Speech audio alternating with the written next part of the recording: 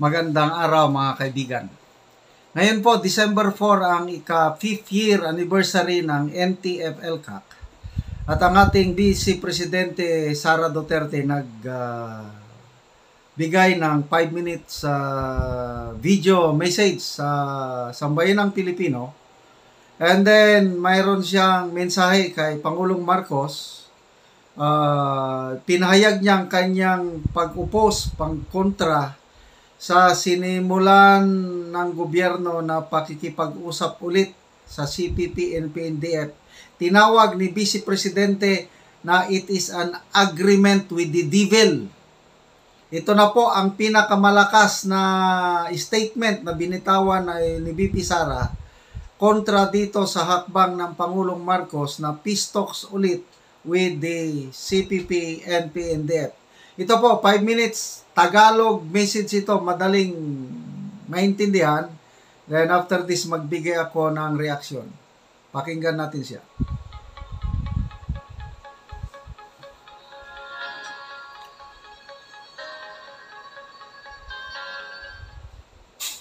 Mga minamahal kong kababayan, Assalamualaikum. Madayaw ba yung adlaw kaninyong tanan? Magandang araw sa inyo lahat.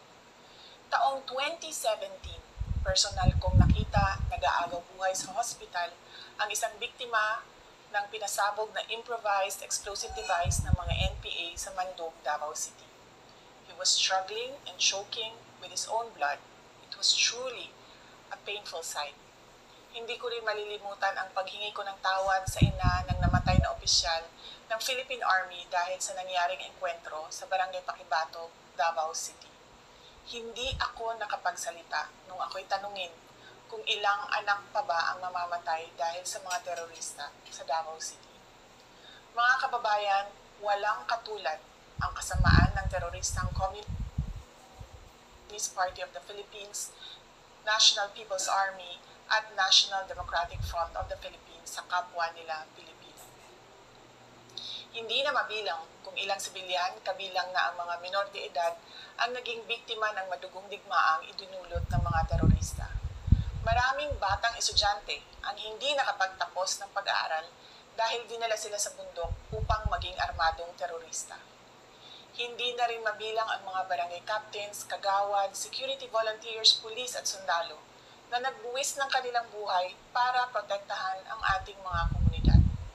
Nananawagan ang kanilang mga pamilya ng hustisya, subalit hindi ito makakamit kung bibigyan natin ang mga teroristang grupo ng amnestiya sa pamamagitan ng Proclamations 403 at 404. Sumusuporta ako sa mga hakbang para itaguyod ang kapayapaan sa bansa because the fight against terrorists is deeply personal to me, as it is deeply personal to the families of countless Filipinos whose lives were forever upended because of the madness of terrorists. Pero hindi ang pagbibigay ng amnestiya ang daan sa kapayapaan. Ang dapat natin gawin ay pagpatuloy ang ating mga nasimulan sa NTF-ELCAC at mas palakasin pa ang mga ito. Panalo na tayo, lumalaban na ang mga komunidad. Mr. President, the government's statement with the NDFP in Oslo was an agreement with the devil. Napatunayan na natin sa kasaysayan na hindi sila seryoso at wala silang sinseridad sa usaping pangkapayapaan. Gagamitin nila itong peace negotiation sa pagtraidor sa pamahalaan at paglinlang sa taong bayan. We appeal to your power to review these proclamations and agreements. Apo BBM, sana po ay isalang-alang natin ang ating mga komunidad na naging pugad ng mga terorista sa mahabang panahon na ngayon ay lumalaban na at tumutulong sa pamahalaan. Let us honor the memory of those who died in the senseless and bloody attacks of the NPA, CPP, and DFP.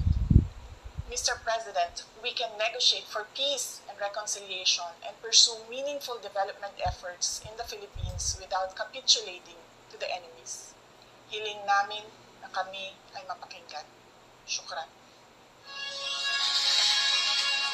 Okay, alam nyo, napakaganda yung timing nitong message na ito. Dahil katatapos lang yung terrorist bombing sa MSU Marawi.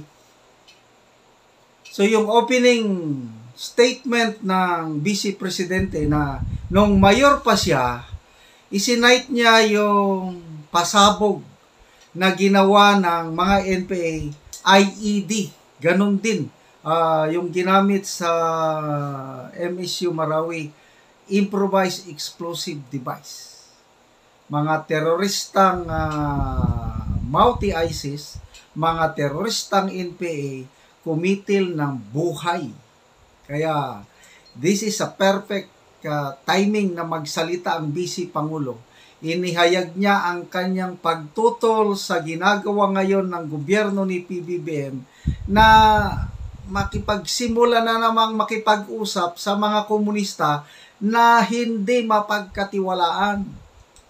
Kaya, I agree with that statement na it is an agreement with the devil. Ang mga komunista walang paniniwala sa Diyos. Kaya nga terorista eh. In the same manner na yung multi-ISIS, wala rin na hindi sila tunay na follower ng Islam. So, maraming salamat, BP Inday Sara. She's talking out of her experience bilang mayor ng Davao ng ilang termino at ang Davao po naging hotbed ng communism. Marami siyang experience sa pakikipaglaban sa mga teroristang NPA kaya ayaw ni BP na mabigyan ulit ng pagkakataon ang mga NPA na bumangon muli. Okay? Panalo na tayo, sabi niya eh. Correct. Ang mga komunidad lumalaban na. So, bakit ka pa makikipag-usap sa mga tao na hindi maaasahan?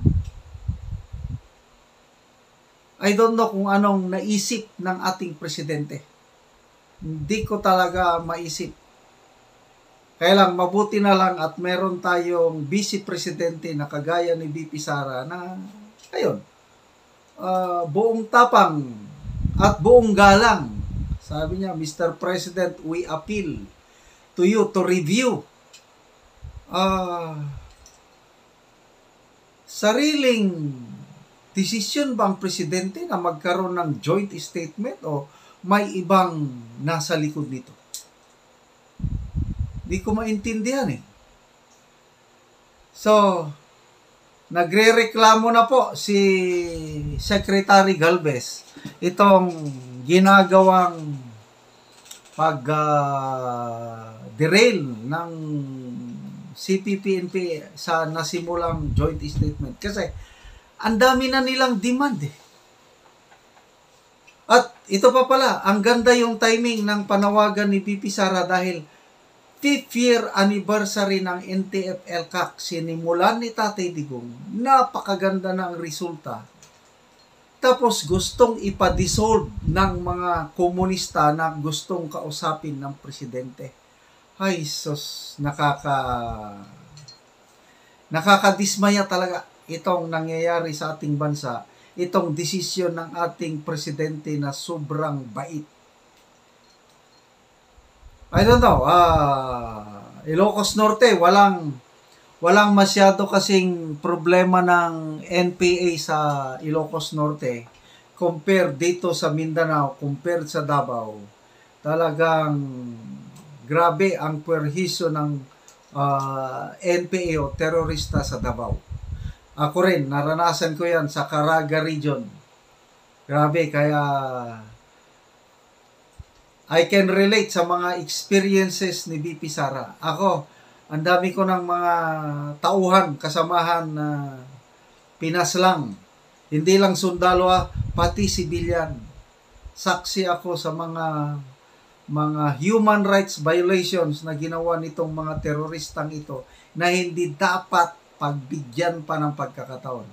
So yung proclamation na pinirma ng Pangulo, kasi isinama doon yung mga may kaso eh. Okay lang, yung mga previous presidents, may mga ganyan na, proclamation, amnesty, kailang yung mga walang kaso. Kailangan may kaso, dapat hindi kasali. So, ito, ulitin ko, ano kayang reaksyon ng presidente? Yung sabihan siya na you have made nakipagkutsaba na ang presidente natin sa demonyo. Mabigat yon. So, hintayin natin ang response ng PBBM admin. Baka ang sasagot dyan, si Tambaluslos na naman eh. Baka lahat ito, pakana ni Tambaluslos. Mabuhay po kayo, BP Inday Sara. Yan ang tunay na leader, may malasakit sa taong bayan.